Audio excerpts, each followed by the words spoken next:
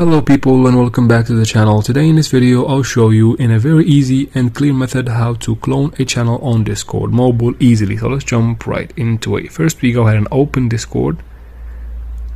As you can see here, I am in a channel amongst a server. It is a normal channel, you can chat whatever you want, just like you can see here. Now if I want to clone it, just tap on the three lines on the top left corner.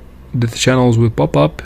Long tap on the channel that you want to clone and then this menu pops up. Tap on duplicate channel in the bottom right here. Once you do that, you'll have to maybe rename it, and you can even not, you can just keep the old name and tap on create on the top right corner, and that's how you clone a channel.